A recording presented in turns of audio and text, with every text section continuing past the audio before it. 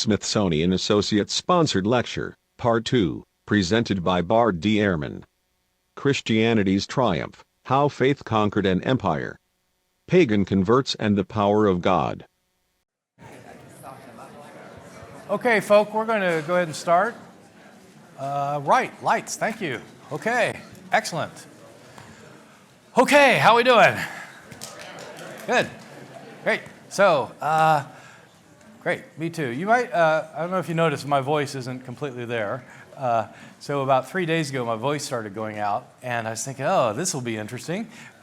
So the really sort of the very bad outcome was that the UNC Duke basketball game was Thursday night, and I was there, and all I could do was clap because I was like, so last year I've never had problems with laryngitis or anything until last spring. I was in Minneapolis and I had to give a public lecture, but I was losing my voice. So I give this public lecture, and the next day there were about 15 scholars from the area who were invited in to do a seminar with me where they read a chapter of my book, and we were going to talk about it for a couple hours. And right in the middle of this thing, my voice literally gave out. My vocal cords did not work. So I had to whisper this entire time, you know, which we made a big joke about it, but you know, it's like I'd never had that before. You maybe have had. So I am hopeful that my voice holds out today. It's four lectures, so we will see. If not, we'll figure out plan B. Okay, right. So in this lecture, can you hear me? Hear me okay upstairs? You hear me okay? Yep, great, okay. Because I'm not going to try not to shout.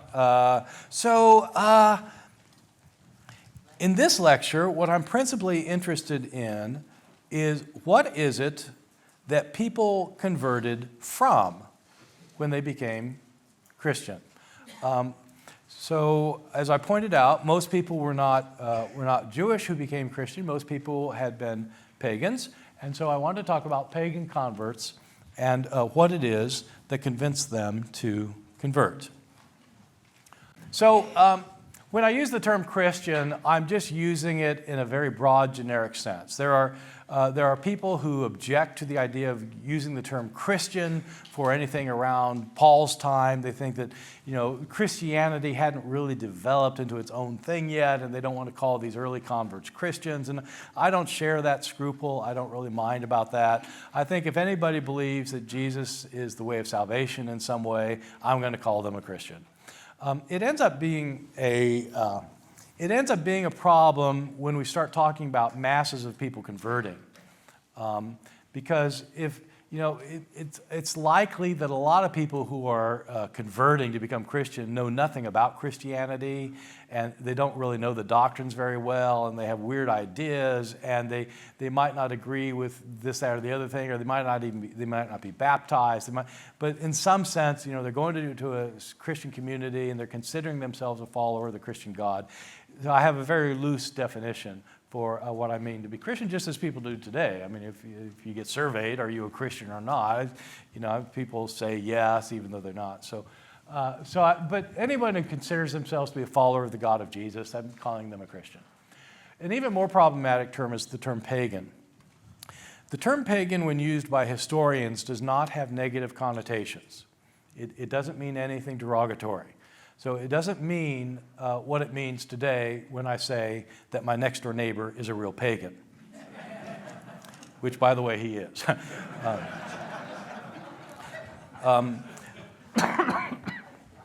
Pagan simply refers to anybody who followed any of the polytheistic religions of the ancient world. It refers to anybody who followed the polytheistics of the religions of the ancient world. It's not a word that anybody would have used for themselves. Nobody would have said, no, I'm not a Christian, I'm a pagan. It's because pagan was a word that was applied to these other people originally by Christians. Christians had to figure out what to call people who weren't Christian. And they could call Jews Jews because everybody knew kind of what a Jew was, although that's also a problematic term. But people basically knew what a Jew was, but what about everyone else? So it's not quite clear where the term pagan came from. There are debates about this among scholars. The most common view is that it comes from the Latin word paganus, P-A-G-A-N-U-S, paganus, which refers to somebody who lives in the country, in the countryside, somebody who lives in the countryside, a rural person. Why would you call, what? And the logic is that as Christianity spread, it mainly spread in urban settings, is mainly in cities. And that's where more culture was. That's where the more sophisticated people were. And the people who converted latest were people who were not cultured and sophisticated because they weren't living in the cities. They were the outliers. And so you call them the pagans, the unsophisticated ones who haven't acquired the sophistication to adopt this new, better religion. And so pagan became a derogatory term for these outsiders. That's one possibility for what the term meant. And so scholars use the term simply because they have to refer to these other people and call them something. The problem is that we're talking about 93% of the human race. Which raises the question about paganism. Was there such a thing? Paganism, is it an ism? Is it a thing? And the reality is that what I'm going to be calling paganism was not a specific thing. It wasn't a specific thing, which is another way of saying that there really was nothing that was paganism. Paganism wasn't anything. It wasn't anything. So that's probably true. The reason it's true is because in polytheistic religions, there are obviously lots and lots of gods. In the Roman Empire, there are hundreds of gods, thousands of gods. And there are different ways to worship these gods in different localities. Different practices, different ideas, different hierarchies, different kinds of temples. I mean, there are differences throughout the Roman world, hundreds and thousands of religions that were lumping together and calling paganism. So that makes it problematic to talk about paganism. On the other hand, there are certain things in common among these various religions that make them stand out. And so when I talk about paganism, I'm talking about this vast network of a variety of religions with various gods and various practices, but that have some things in common. And it'll help us to kind of keep thinking in terms of what it is Roman religions had in common among themselves, because this will make them stand over against Christianity for us. In trying to get to what paganism was all about, it might help to talk about why it is people are religious today, people who are religious. A lot of people aren't religious at all, obviously, but people who are religious, why are they religious? This will help me contextualize what was going on in paganism.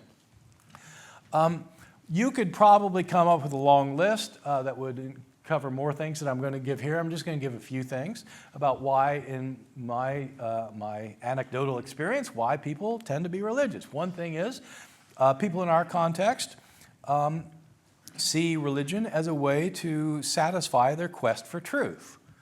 People want to know what to think about the world and what we're doing here and why we got here, and is there a divine being? What's that divine being like, and how do I relate to the divine being, and how am I supposed to think about big questions and about God? And so religion provides answers, because religions have doctrines. They have points of view. They teach things. And so religion in part is a quest for truth. Religion provides a moral compass. Religion provides ethics for people to give them direction for how to live their lives. My view is that a lot of people are religious for this reason, and this might just be because of me personally. When I was a conservative evangelical Christian for a long time, and then I became a liberal Christian. I was a liberal Christian for a long time, but I was a Christian, and I understood Christianity to provide my moral compass for how I'm supposed to live and relate in the world. This became crystal clear to me when I realized that I was becoming an agnostic. And I was really afraid that if I become an agnostic, I would lose my moral compass. and that it would just be like an orgy every night. Then when it happened, I realized once a week is perfectly fine. So religion, people think, religion is what kind of guide your activity. Fellowship and community, this is a very important part of religion. Just speaking from the perspective of Christian churches, they provide fellowship and community that is very hard to find otherwise. You get together periodically, once a week, maybe more for some people, less for other people, but people who are on the same page with you about a lot of very big interests and concerns. You come together, you share with one another, you have fellowship with one another, you eat meals together, you talk together, you share your ideas, you share your concerns, you pray for one another. It provides a sense of community that is very hard to find outside of that context.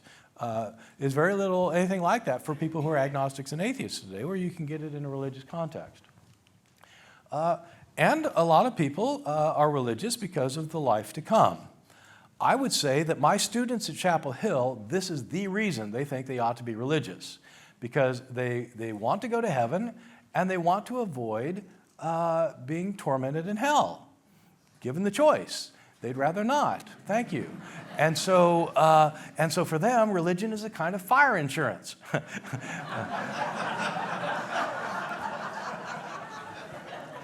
And so that's why they want to be religious. And they think, if there's no afterlife, there'd be no reason to be religious. Absolutely. There is no reason to be religious if there's no afterlife. And so religion is a way that provides a guarantee for afterlife. So again, you can come up with other things for the list, but these four things strike me as particularly significant. What's interesting about the ancient world is that nobody was religious for any of those reasons. Well, really? Yep. So ancient Roman religions had virtually no doctrines, no statements of belief, no statements that everybody had to agree with in order to be part of the religion. There were no creeds that were said, no beliefs that were propagated that you have to believe. There was no heresy. There was no orthodoxy. These were not religions based on belief at all. This seems really weird, but in ancient Roman religions, it did not matter what you believed. It did not matter. It was not part of the religion at all, what you believed. Well, that's weird for people today, because people today think, with Christianity, there's certain things you got to believe. There's only one God. He created the world in some way or other. Jesus is his son. Jesus died for the sins of the world. Jesus was raised from the dead. These are things you got to believe. Well, in ancient religions, they didn't have things you had to believe. There was almost no such thing as religious ethics. Now, when I'm saying this, I'm not saying that ancient people didn't believe anything, and I'm not saying that ancient people were not ethical. Ancient people were just as ethical as we are. But ethics had nothing to do with religion, almost nothing to do with religion. Ethics involved philosophy. Ethics involved philosophy, which was a very important part of people's lives. It was important for people to be ethical, but they learned how to be ethical not from their religious practices, but from what philosophers said, and that would trickle down to the general population. There were some religious ethics, but very few. The gods didn't like it if you murdered your parents. They didn't like that. So there are parricides were a problem, and a few other things, but the gods did not care if you were sleeping with your neighbor's spouse. They didn't care if you were cheating on your income tax. They didn't care if you were a mean old schmuck. They didn't care. That isn't what the religion had. It had nothing to do with the religion. There is virtually no community in ancient Roman religions. They did not get together once a week to share their problems and to pray for one another and to have meals together. It wasn't a periodic thing for most Roman religions. No sense of having this kind of shared community where you're all brothers and sisters together and you're all in this together and you meet together. That didn't happen. If there was a Roman religious event, there would be like a sacrifice, a public sacrifice. I was talking about earlier, you get your hundreds of people together and you sacrifice an animal and then you all have a party together. But it's like you're watching the sacrifice. You're not participating. You're there as an individual, and then you get a meal afterwards. You probably eat with your own family, but there's no community. And finally, there's virtually no religious connection to the afterlife. This is the one that strikes my students as very strange indeed, but religion, most Roman religions had nothing to do about what's going to happen to you after you die. Nothing to do with what... Many people in the Roman Empire didn't believe there was an afterlife. Many religious people didn't believe there was an afterlife. I'm writing a book now on the afterlife. It's my new thing, and just trying to make sure for myself. One of the in ancient Rome, they had a tombstone inscription. You know, today you have this inscription, R.I.P., rest in peace. The Romans had an inscription that was a very common inscription. It was 7 letters. 3, 4, 5, 6, 7. Yeah, 7 letters. The letters were N.F.F., N.S.N.C. And the abbreviation stood for, I was not, I was. I am not, I care not. So I didn't exist, I came into existence, I no longer exist, and it doesn't matter to me. So religion wasn't about securing an afterlife. Well, then if they didn't have that, what was religion then? And so what can I say about religion? First point is the one I've made already. Ancient pagans were polytheistic. They were polytheistic. So there were many gods. There were gods for every sort of function and purpose. There were gods who were gods of war, gods of love. There were gods of health. There were gods who controlled the livestock to make sure they multiplied. There were gods of the weather to make sure that it rained. Gods that made sure the crops grew.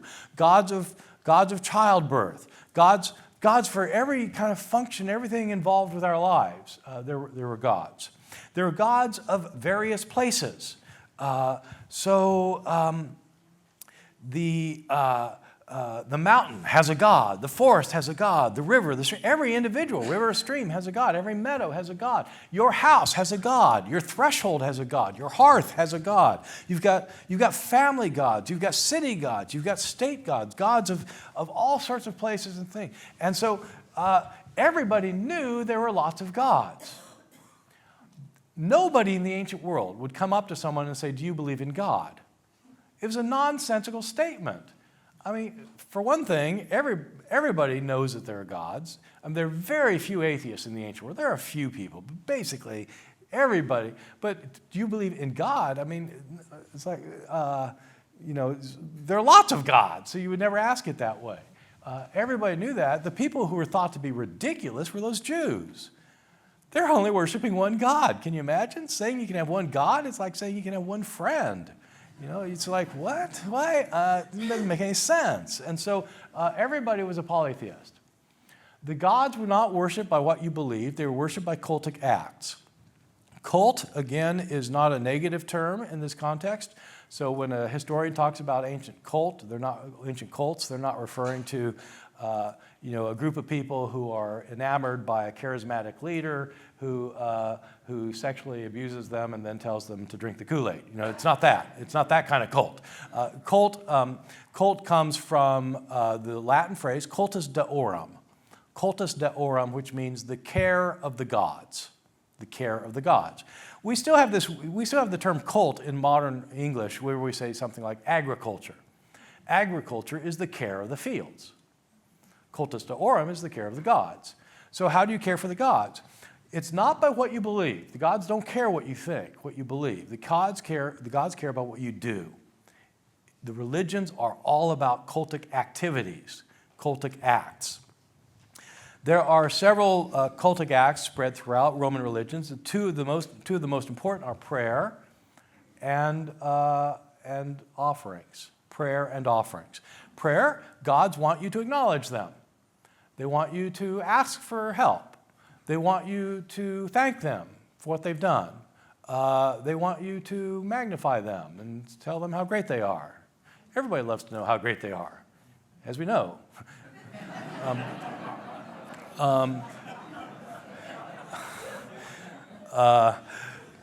But also there are offerings. So sometimes offerings are animal sacrifices, where you sacrifice an animal to a god. And when you sacrifice an animal, you don't destroy the animal. You're butchering the animal. You butcher the animal, and then you have a big feast. The gods get the parts you don't want. You burn the fat and the bones to the gods, which is what they want, and then you get the meat. And so these were very festive occasions when you'd have a sacrifice. The god be happy, you'd be happy, the city would be happy, everybody would be happy. But it wasn't just animal sacrifices. You could offer other things to gods. If you're just having your evening meal and you're drinking some wine, you might pour just a little bit of wine out on the hearth of the fire to the gods, in honor of the gods. Or you might take a little bit of grain and you might throw it on the fire in honor of the gods. So you're offering them things. You could offer them other things that weren't even foodstuffs. You could offer them incense or offer them flowers. So these were giving things to the gods, and the logic was expressed in a Latin phrase, do ut des. Do ut des, which means I give so that you might give. I'm giving you this so you can give me what I need and want. Do ut des. So the religions were all about cultic acts and not about what you happen to believe. And the emphasis was the present life rather than the afterlife. The emphasis was the present life instead of the afterlife. As I said, many people didn't believe in the afterlife. Those who did believe in the afterlife, most of those who believed in the afterlife, some of them just thought everybody went to the same place. Some people thought that there were rewards and punishments, but they came to people who were good or rotten. If you're basically a good person, you'd be fine. If you're really good, you might get awarded in a big way. If you were a tyrant who has murdered 1,000 people so that you can get power, you're going to be punished. So there were people who believed in rewards and punishment, but for most people, the afterlife is going to be fine if it exists at all. Then why be religious? Because for ancient people, almost everybody was living near the edge. It was hard to survive in the ancient world. It was very hard to survive. They had, obviously, they couldn't control the climate, so you couldn't control if it rained or not. If it doesn't rain this year, your village is going to starve to death next year. There's no mass transportation where you can ship in some food or something. There is no mass transportation. There's no modern medicine. If you have a tooth abscess, you are almost certainly going to die. Can't control the infection. Childbirth. Women frequently die in childbirth. And infants born often die. In the Roman world, every childbearing age woman had to have 6 children to keep the population constant. Whoa, yeah. So people are living, just daily life is hard. And it's hard to survive, and you worship the gods because the gods can provide you what you cannot provide yourself.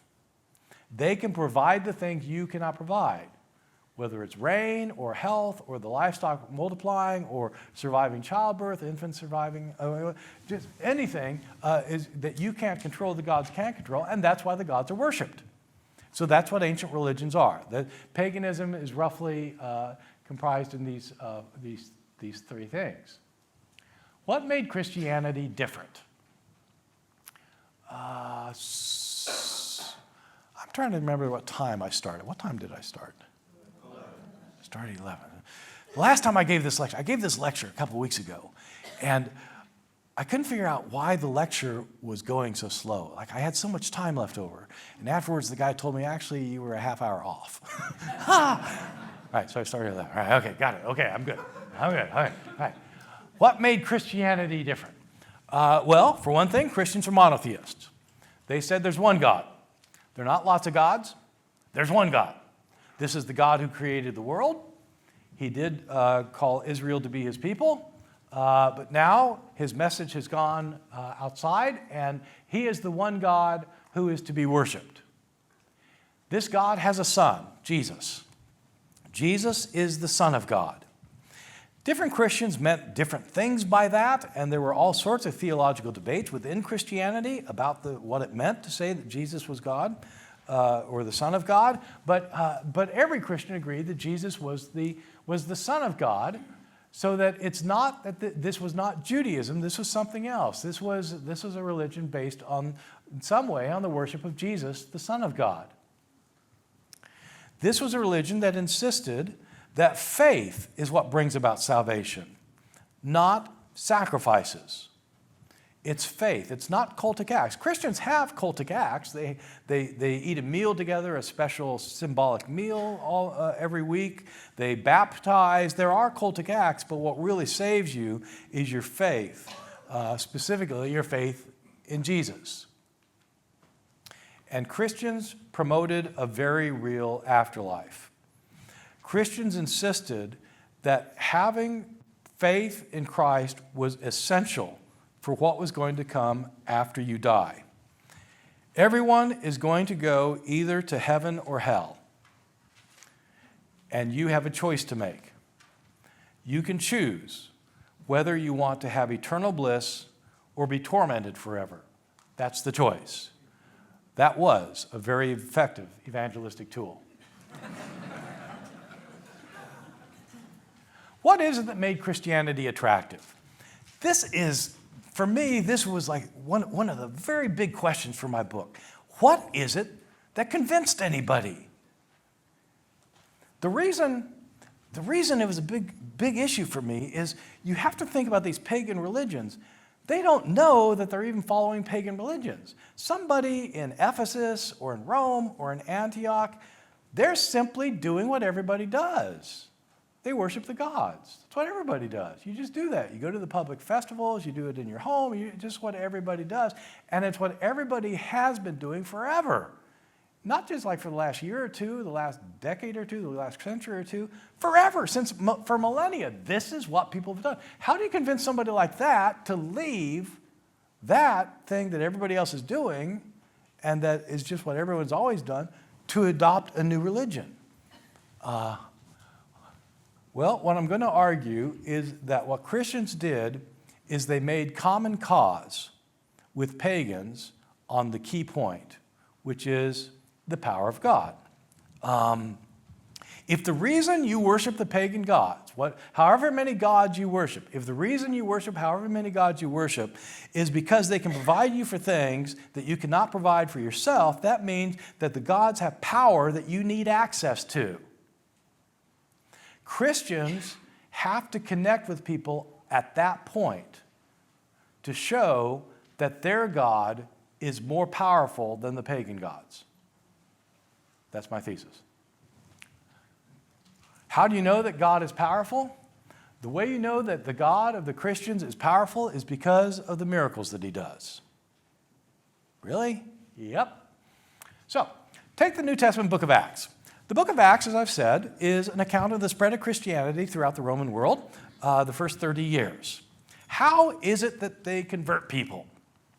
It starts right off the bat. So in chapter 1 of Acts, Jesus has been raised from the dead, and he gets together with his disciples for 40 days and talks to them, and then he ascends to heaven. And he says, don't leave Jerusalem because a great miracle is going to happen. The Holy Spirit's going to come upon you and empower you. Next chapter, chapter 2, the day of Pentecost. Pentecost is 50 days after Passover. That's Penta, 5. It comes from 50. 50 days after Passover is the Jewish celebration of Pentecost. The disciples are together. And this time there's 120 of them. And they're all together and they're praying. And all of a sudden the Spirit comes upon them. They hear a sound of a great rushing wind, and they have tongues of flame that appear over their heads, and they start speaking in foreign languages they don't know. They go outside, They're speaking these foreign languages, and everybody who's in town from around the world has come and are looking at these people, and they're hearing the gospel preached in their own language by people who don't know their language.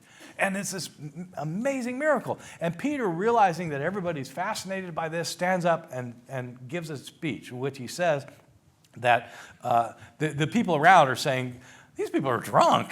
Look at them. No, Peter stands up. They're not drunk. Look, it's only 9 o'clock in the morning. We're not drunk yet. This is the power of God has come upon us. God, who brought his Messiah, Jesus. You Jews in Jerusalem, you killed him, but God has raised him from the dead, and now you see a manifestation of his power with the coming of the Holy Spirit. Peter preaches a sermon, tells people to repent, and 3,000 people convert on the spot. The next chapter, Peter and John are walking by the temple, and there's a man sitting outside the temple gate who's paralyzed. He can't walk. And he looks up. This man is begging for money. He looks up to Peter, and he says, he begs for money. And Peter sees him there. There's people all around. And Peter looks at him and says, silver and gold have I none, but what I have I can give to you. In the name of the Lord Jesus, I say, stand up and walk. The man's paralysis disappears. He stands up. He starts leaping around, jumping around, running around. And everybody's looking, saying, what in the world? And Peter preaches a sermon. He says, this happens through the power of Jesus. You killed him, God raised him from the dead, and now he's empowering us to do these miracles. And 5,000 people convert. So, it's 3,000 people, then it's 5,000 people. Before long, there aren't going to be any Jews left in Jerusalem. This is like everybody's converting. And so, and it goes from this throughout the entire book of Acts. People are converting because of these miracles that are happening. Peter gets so powerful that at one point, he can walk down the street, and if his shadow falls on somebody who's sick, they are healed. Wow, that's effective. And Paul, later in the narrative, begins to pull the holy handkerchief trick, which is that if somebody's sick and they send to Paul, Paul will send them one of his handkerchiefs, and if they touch his handkerchief, they'll be made well. And so, of course, everybody who gets healed gets converted, but everybody sees these things get converted, and it's like everybody's converting. And so it's because in the New Testament, they're converting because of these miracles. And outside of the New Testament, the apocryphal Acts. I mentioned the Acts of Paul in my last lecture with the baptized lion. Paul does great miracles that convert people in this legendary account. We have a book called The Acts of John, about John, the son of Zebedee, Jesus' disciple John, who is said to have become the apostle in Ephesus. If any of you have ever traveled around Turkey and gone to Ephesus, you know that John is a big figure there. These legends are the first accounts that place him there in Ephesus. And it's an interesting set of accounts. He does these amazing things. He raises people from the dead. There'll be some woman who is married to the leading figure in the city who has died, and John will publicly raise her from the dead, and everybody will convert. And so this is happening. And at one point, John comes into the city. He's out of town. He comes back in, and he goes to the temple of Artemis. Artemis was the main deity of Ephesus, the city deity. And he goes in to this big temple, and he stands up on a platform, and everybody's there, all these pagans who worship Artemis, and John issues a challenge. He says, we will have a contest. You pray to Artemis to strike me dead. And if it doesn't work, I'll pray to my God to strike you dead. They say, no, John, no, because they've seen him raise people from the dead. No, don't do that. And so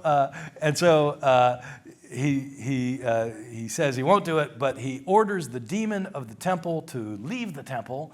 And then all of a sudden, the roof caves in, half the temple is wiped out, the idols all fall down and turn into dust. And the temple, when the roof caved in, it fell on the head of the priest of Artemis, who killed him just for extra measure. And so this is showing that John's God is more powerful than their God, and they all convert. Now we believe in the God of John. all of them, on the spot, which is, it seems a little bit weird because he hasn't taught them anything. Convert to what? Right? All they're converting to is the God of John, so the God that John's preaching. But presumably instruction takes place after that, but this is an account of, and by the way, at the end of it, then he actually raises this priest from the dead who converts to become a Christian. So this is how these stories go. So there's also one of my interesting accounts, legendary accounts, is the Acts of Peter in the apocryphal Acts. The Acts of Peter is really interesting because it involves a series of miracle contests between Peter and somebody who represents a false religion. And this other person is called Simon Magus. And Simon Magus he calls himself a Christian, but he represents false heretical beliefs. And Peter comes to Rome in order to combat the Simon Magus who's leading everybody astray. So Peter arrives in Rome, and Simon Magus is inside this magistrate's house, this big shot aristocrat's house, and the door is guarded. And so they're not letting Peter inside to talk to Simon Magus and confront him. And so Peter's wondering what to do, and there's a crowd waiting because all the Christians are there watching to see what he's going to do. And they're pagans. They brought their neighbors and their families, so there's this big crowd. And Peter sees a dog tied to a fence. And so he goes over and unties the dog, and he instructs the dog to go in and tell Simon Magus that he's waiting for him, and he's not in a good mood. The dog acquires a human voice, goes in, tells Simon Magus that Peter is waiting for him, and then he comes back out and he says to Peter, I've told him now that you're waiting for him, so he's going to come out now. And then the dog falls down and dies. And everybody, all the pagans in the crowd, have seen this dog talking with a human voice, and they convert on the spot. And then you end up with these confrontations between Simon Magus and Peter, the most interesting of which is the final one, where Simon Magus is doing all these miracles to convince people that he's the one who's got the power of God. Peter's trying to do better miracles to prove that he's the one with the power of God. At the end, Simon Magus comes up with a great miracle. He says, he tells people, come back in a few days, he names the day, I'm going to fly over the temples and hills of Rome. So they come back the next day, and Peter's people are saying, what are you going to do about this? Because, this is going to convince everybody. And Peter says, don't worry, I've got it. And so Simon Magus, this big fanfare, he takes off, and he starts flying over the temples and hills of Rome. And then when he's up over Rome, Peter then calls upon the power of God and derives him of the power of flight. And he crash lands. He breaks his leg in 4 places, and everybody realizes that he's the false teacher, and they stone him to death and worship the God of Peter. So this is the miracle contest. So, right, now, I'm not saying that this happened, just in case. But what I am saying is that it's interesting that when you read these apocryphal Acts, which are talking about how the apostles converted people, they're always converting them by miracles. And that's additionally interesting because you can read through our early Christian sources of all kinds, whether they're legends, whether they're letters the church leaders write, actual real letters the church leaders write, whether they're treatises, whether they're essays, and they all say, whenever they talk about people converting, it's always in relationship to miracles. Even Augustine in the City of God, Augustine is the greatest theologian in the history of the church, after Paul, I guess, but Augustine, the greatest theologian, writes, he's a very sober, incredibly learned, intelligent author. In his book, The City of God, in chapter 22, he deals with this question of why is it that people no longer do miracles if they used to do miracles in the days of the apostles. And what he says is, that's completely wrong. People are doing miracles all the time. And he starts enumerating the miracles that he himself has seen. People who are blind, who are healed, who are given sight, people who can't walk, who are made to be able to walk, people who can't hear, who are, it goes names, instance after instance after instance. And he says this kind of stuff's happening all the time, and I've seen this stuff all the time, and that's why people convert. Well, okay, so what's really going on? My view is that it doesn't matter what really was going on. The reason I think it doesn't really matter is because most people who believe in miracles have never seen one. Now, I know 5 of you are going to come up and tell me the miracle you've seen. So, and I know all sorts, I know. I mean, I've talked with people I have talked with many, many people who've told me about the miracles they've seen. What's interesting to me is that most people believe in a miracle because they've heard about it. They've got a next door neighbor who tells them about it, or they've got a cousin that something happened to, or they've got a colleague that something happened to, or something, or they've got a cousin who knew somebody whose brother once, that kind of thing. I mean, most Christians believe that on the day of Pentecost, the Holy Spirit came upon the apostles and they started speaking in tongues. Did they see that happen? No, they read about it. So I'm not saying miracles didn't happen, but I'm saying most people believe in miracles because they've heard they happened, which means it doesn't matter whether they've happened or not, because they're talked about. If people hear about miracles, that's enough. And the early Christians were talking about miracles. Christians talked about all sorts of miracles that happened. Of course, you've got Jesus himself, and the main stories about what Jesus is doing in the Gospels is miracles. It's one miracle after the other in the Gospels. You can't open the Gospels without having miracles happening on every page. And at the end is the greatest miracle of all. He's raised from the dead. Great miracle. And Paul allegedly did all these miracles. And Peter did all of these miracles. And by the way, last month my daughter was ill and I prayed to the God of Jesus and she became well. I saw it happen. All you have to do is tell the story. And that's what's convincing people. The reason it's convincing people is because the reason you worship God or the gods in the first place is because they can provide things you can't provide, which means divine power, which means doing things that humans can't do, which means miracles.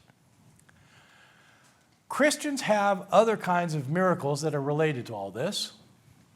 One has to do with the amazing martyrs.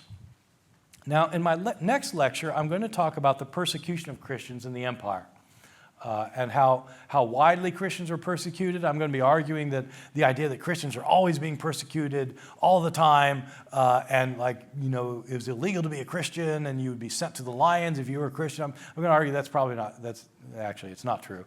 But it did happen sometimes. It did happen sometimes.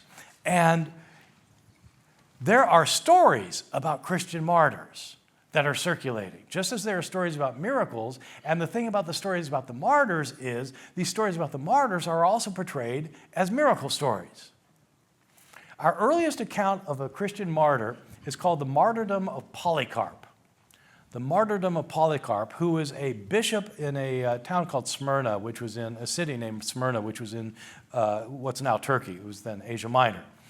Polycarp of Smyrna was apparently martyred in the arena in Smyrna, probably around the year 155. We have an account of his martyrdom, and it begins by this author telling you that martyrs are always supported by God when they are being tortured and executed. And what the author says is that he had seen times when Christians were being flogged within an inch of their life. They're being flogged so violently that the skin and the muscles were all ripped away so you could see the interior arteries on their backs. And they didn't cry or even groan. Whoa, miracle. God was supporting them.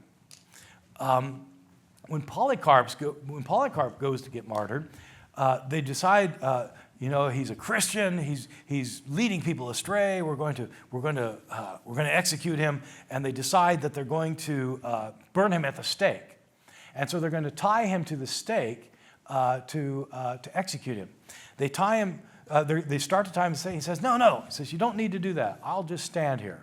I'll be fine. I'm not going to move." So they say, "Okay." And so they leave him to stand there, and they light the fire around him. And the fire doesn't touch his body. It makes kind of like an envelope around him, like a sail on a sailboat around him, doesn't touch him. And instead of the smell of burning flesh, there's a smell of perfume that comes from the fire. So, whoa, okay.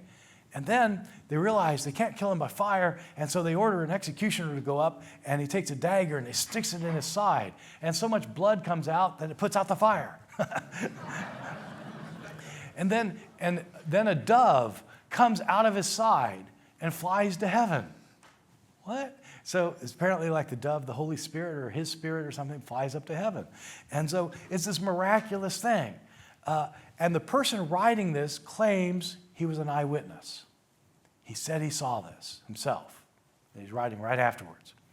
Now, I don't think he was an eyewitness. I think actually this was written later by somebody claiming to be an eyewitness. But the point is, this thing gets put in circulation, and most people are not seeing martyrdoms because it's not happening that often. But they can hear about martyrdoms, and they can see accounts like this, and these martyrs are amazing. There's an author from this time, from the year 150, whose name is Justin. He lived in Rome, a Christian author. He's commonly known as Justin Martyr. Because he also was martyred, and we have an account of his martyrdom. But before he was martyred, he was a philosopher, a Christian philosopher who lived in Rome, one of the first Christian intellectuals. And he wrote 3 books. And we have these books. He wrote more than that. We've got 3 of his books, the writings of Justin Martyr. In one point, he says that the reason he converted to become a Christian is because he saw how these martyrs behaved when they were being martyred, and he couldn't believe that that'd be possible without the power of God behind it. And so he converted. And so this is another kind of miracle, not a healing miracle per se, but the kind of strengthening that God provides in the case of public torture. Another miraculous theme is the terrifying afterlife. What the Christians proclaimed was that the power of God that's being manifest here and now is going to continue after death. You have heard about these miracles, you've seen these miracles, and the miracles are going to continue. God has ultimate power, and that ultimate power is going to be manifest after death. Those who side with God are going to be given eternal rewards. Those who are opposed to God are going to be given eternal punishments, and it's never going to end. This will be the clearest manifestation of the power of the one God. And so if you don't believe in him, you will pay a price. And the martyrs, the martyr texts that we have are very interesting, because in these martyr texts, what's said is the people are being tortured. And so, like, this person's being tortured, and people are saying, just, reject Christ. You're suffering so much, you don't need to suffer. Just reject Christ and we'll stop. And these people say things like, you can torture me for an hour, but you're going to be tortured forever. Ooh, okay. And so it's this kind of a connection between miracles and martyrdom. So, in sum, we have numerous accounts of people converting from early Christianity. I'm going to be looking in the next lecture at some other possible explanations for why Christianity succeeded. But at this point, what I want to emphasize is that, at least in the accounts that we have, what Christians are doing is they are agreeing with pagans on the key point that makes them religious, which is that gods can provide things we can't provide because gods are powerful. And Christians are arguing that our God is more powerful, and there's only one way to prove that, which is to show the power of God. That requires showing that God does miracles. And so the Christians tell stories of miracles, not just the miracles of Jesus and his disciples, but miracles that have continued on to the present day. And some people get convinced. And when people get fully convinced or reasonably fully convinced, they convert to become Christian. And once they become Christian, they stop being pagan, and Christianity begins to grow. Thank you very much.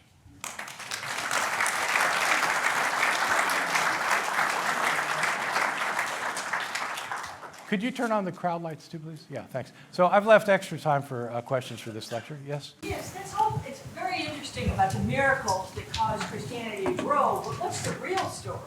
Since we, I'm not sure I can speak for everybody, but I'm not sure that all those miracles really happened. So what did cause the general population?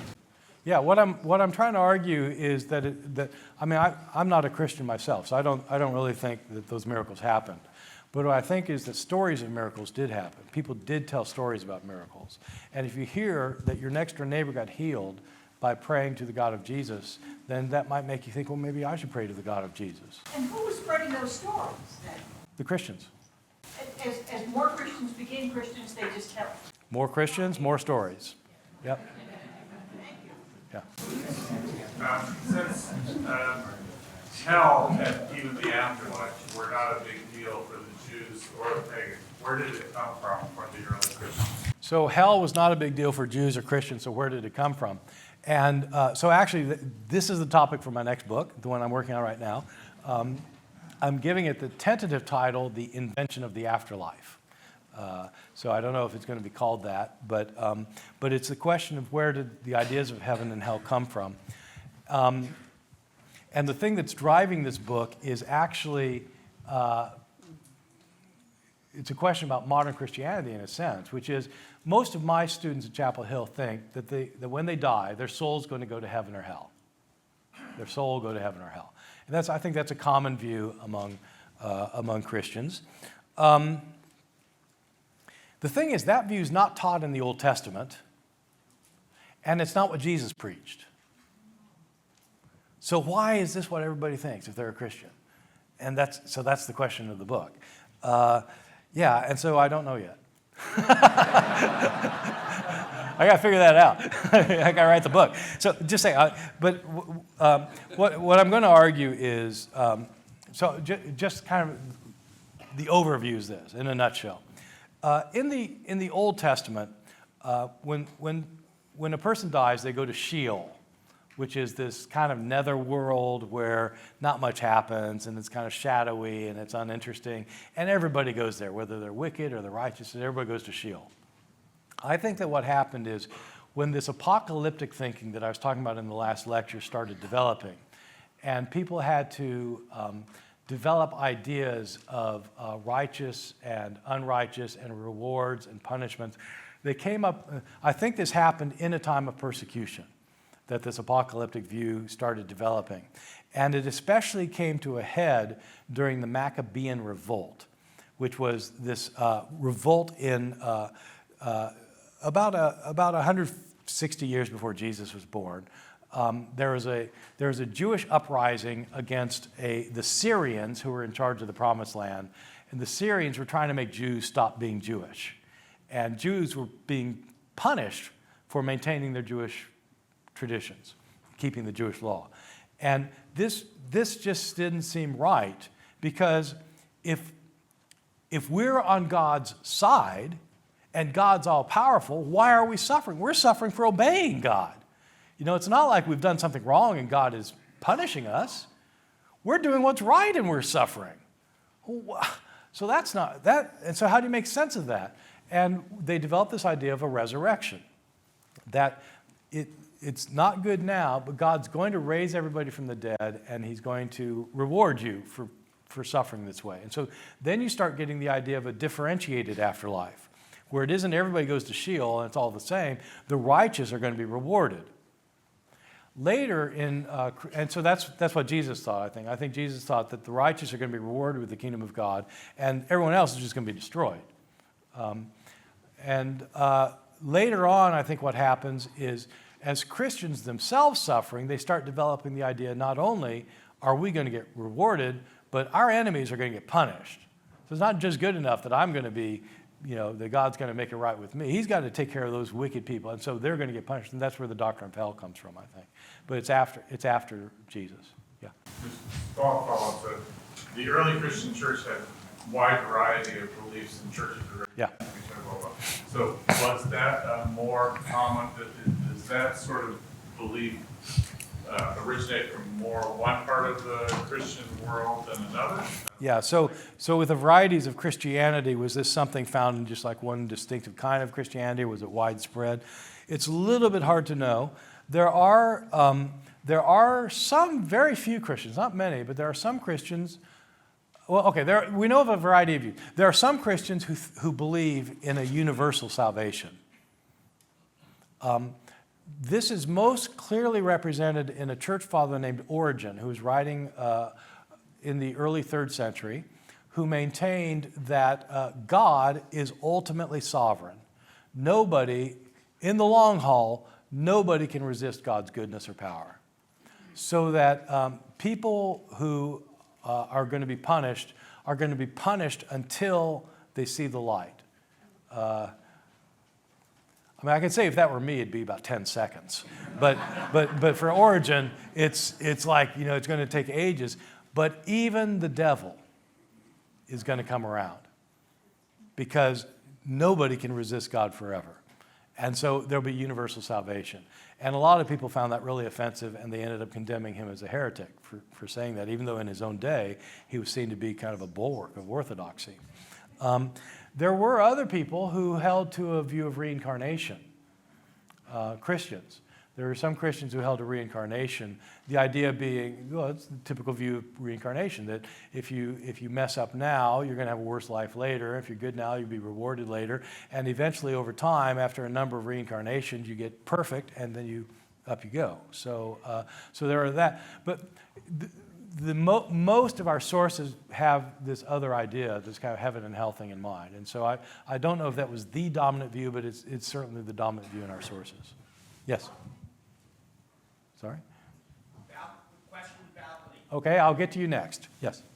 I know that the Egyptians had a very powerful view of the underworld, as did the Babylonians with the Epic of Gilgamesh. Yeah.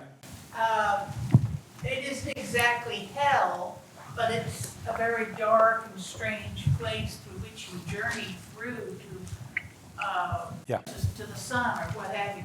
Did some of those ideas play into concepts of heaven and hell? Yeah, no, it's a good question. What about Egyptian views of the afterlife? Because they have a more pronounced understanding of afterlife than, say, in most Greek circles and such.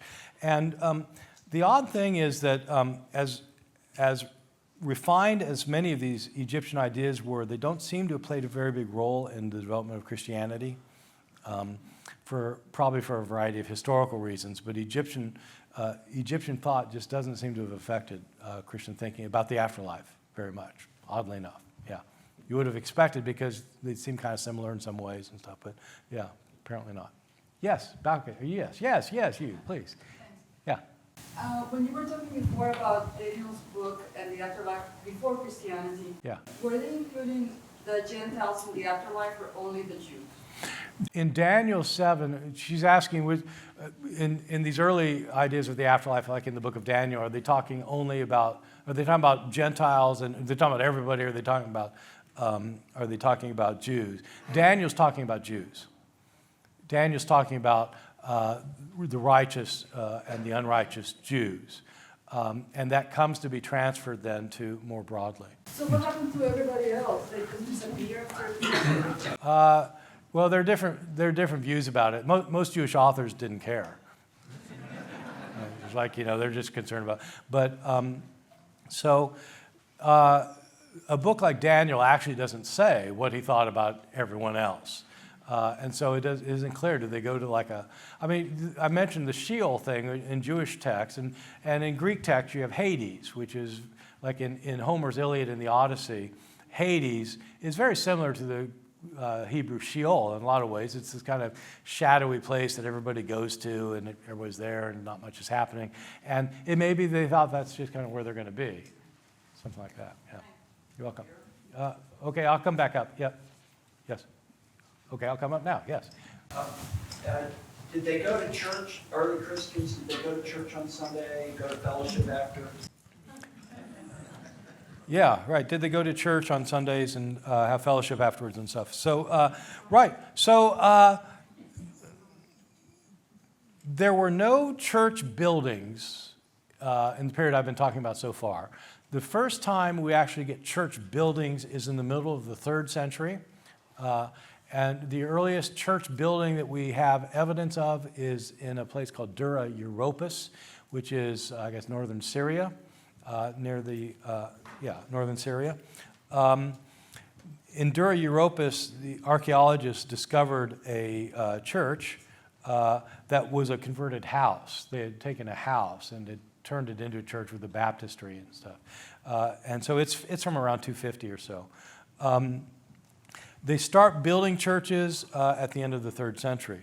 So in one sense, they didn't go to church in the sense of going to the church on the corner, but going to church in the early Christianity involved going to house churches. People worshiped in private homes. That would mean that they would worship in the home of probably the richest member of the community, who would actually have a house as opposed to a small apartment. Most people lived in small apartments. But if you were wealthy, you could have a house that could accommodate, if you're wealthy enough, you could accommodate 30 or 40 people maybe in your home, in the open space. And so people would come there, and that's where they would have their services. In Paul's letters already, it appears that people are getting together on Sunday for that. So they're meeting on Sundays. When you get into the early 2nd century, we actually have a pagan author, Pliny the Elder, who's a governor of a region of what is now Western Turkey, who talks about Christians getting together before it's light. And so they're meeting in the dark. And probably because some of them are slaves, or they got to work, and so they go before work. So they are going to church, but it's not a separate church building. It'd be a private home, and they are probably once a week having a meal together, in which they commemorate the death and resurrection of Jesus, and possibly his Last Supper. So, was that your question? Yeah, good. Okay. Yeah. Yes, in the back. First, you. Yes. Yes, you. Yes. I just wondered with the conversion, the focus now, of course, when in the Christian, if you convert people, is the love of God. Did that come into play at all during those first years when they were, quote unquote, preaching the gospel? The love of God, yeah. Did the love of God figure into the preaching of the gospel? I think it almost certainly had to. I mean, I think that, but I think it was two things. It was the love of God, and it was the wrath of God. Those are two sides of the same coin in some ways for these early Christians. That you can either, if you accept the love of God, you'll be rewarded. If you reject the love of God, he's going to be really ticked off. And that has bad consequences. So, yeah, it's probably both. Yes? When did the calendar change and the holidays, in other words, when did Sunday as a day of prayer come into play? Is this during this period? And also Easter versus Passover, et cetera, differentiate. When did that? Yeah, when did the calendars that are more common today, when did that happen? So it's kind of a complicated question. Christians started worshiping on Sunday because from the very beginning, because it was the day of the resurrection. And so Jesus died on a Friday, raised from the dead on a Sunday, and to commemorate the resurrection, they would start worshiping on Sunday. If they were Jews, they would also observe the Sabbath, and they would observe Sunday. If they come from pagan stock, they didn't have Sabbath or anything, so they just worshiped on Sunday. There never was like this official decree, in the early church saying, okay, you've got to worship on Sunday. It's just like what they had always done. The question about how the calendar itself shifted, so instead of observing Passover, they start following Easter. That's a little bit more complicated, and it happens a little bit later. Jewish people would, if they were Jewish Christians, they would continue observing Passover, and they would celebrate Easter. And the question is, well, when do you celebrate Easter? And it's led to a huge controversy in the 2nd century that gets really kind of technical. But it has to do with whether Christians are going to observe the Easter festival on the Passover, or if they do that, it could be any day of the week. So you could have Easter on Tuesday. And for a lot of people, that just didn't sound right. I mean, you can't take your mom out for breakfast afterwards. I mean, it's like, so that was the big debate, whether it's to be celebrated on Nisan 14th of Nisan, the month of when Passover is, or whether you celebrate it on a Sunday. If on a Sunday, which Sunday is it? And they ended up, there's a complicated calculation that you can look up on the web. I'm not going to try and give it to you about how you know which Sunday it is. But this was a big debate. It actually split the church. Interestingly, it split the church in the 2nd century, and it ended up being the Sunday Easter solution. So that gets decided pretty much by the end of the 2nd century. Yeah. Other questions? Yes, in the back. Just an observation, since we're about coming to a conclusion on this.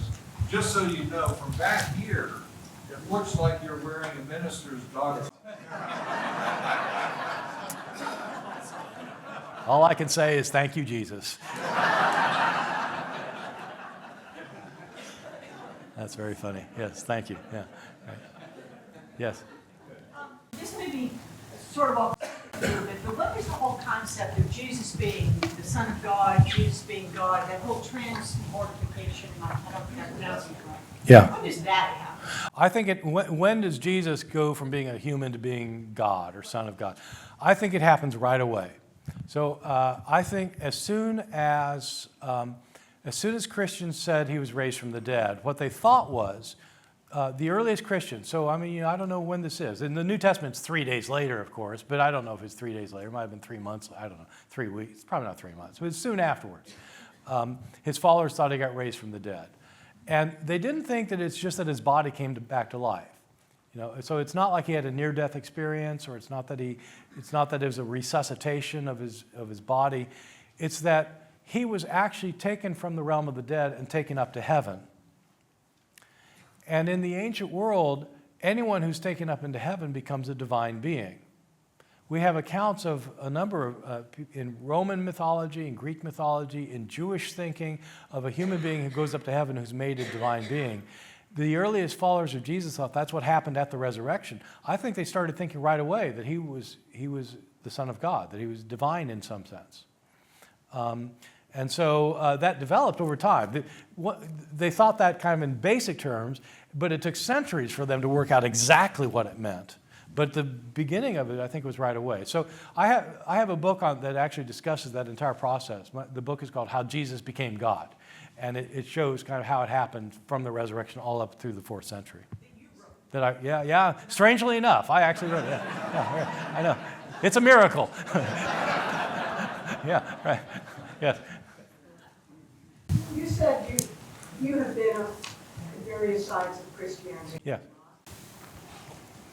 What do you think, what is your view on did Jesus rise from the dead, or what happened to his body? What happened to Jesus' body? Yeah, so I have kind of a controversial view about this. I talk about it in How Jesus Became God, because I point out in How Jesus Became God that our earliest witness to Jesus' resurrection is Paul, and Paul doesn't say anything about there being an empty tomb, which is interesting. Also, in the Gospels of the New Testament, you do get discussions of the empty tomb, and the empty tomb doesn't make anybody believe, for kind of an obvious reason. I mean, if you bury a body in a tomb and 3 days later you go back, the tomb's empty, you know, your first thought is not, oh, he's gone to heaven now. Your first thought is grave robbers, right? Somebody stole the body. Where's the body? Who did that? And that's what you think. And so in the Gospels, nobody comes to believe because of the empty tomb. I think the empty tomb stories were invented in order to explain the body wasn't there. He was really physically raised from the dead. So what really happened to the body? This is where I get even more controversial. I looked up every reference I could find in any ancient Greek and Roman source about crucifixion. And whenever they talk about the disposal of the body, they always say the same thing, which is that the bodies were left on the cross to deteriorate and to be eaten by scavengers. That was part of the punishment, because it's not just that you're humiliated, you're stripped naked, tortured to death in public. It was also that you weren't allowed decent burial. And this was, all of this, the entire process of crucifixion was meant to be a disincentive for crime. You know, if you oppose us, this is what's going to happen to you. And so you get all these comments about birds eating the bodies and stuff. And so I think his body was left on the cross. I don't think that the story of Joseph of Arimathea is a historical story of him burying the body that afternoon. It would have cut completely against what was the Roman practice. If Jews had killed him, they would have buried him out of piety. But Romans killed him, and Romans didn't give a damn about Jewish piety. And so they wanted to humiliate him. And so I think they just left him on the cross. So eventually then, the remains, whatever was left after a few days or some days, would have probably been put into some kind of common grave, a common grave of some kind, probably, would be my guess. His disciples weren't there anymore. I mean, his disciples in Matthew's gospel, I think Matthew's right about this, the disciples, when he got arrested, they didn't just like flee. They went back to Galilee. You know, for good reason. They probably thought they were going to be next, and so they got out of there, and so they didn't know. They weren't around to see. So okay, so that's kind of a controversial view. Yeah. Yes. Did Jesus? My understanding is Jesus had a number of competitors or people pretending or thinking they were the Messiah in that time, throughout that time. And were there any significant from your study? Yeah. So were there people about the same time who were claiming to be the Messiah, who were obviously false messiahs because it didn't happen?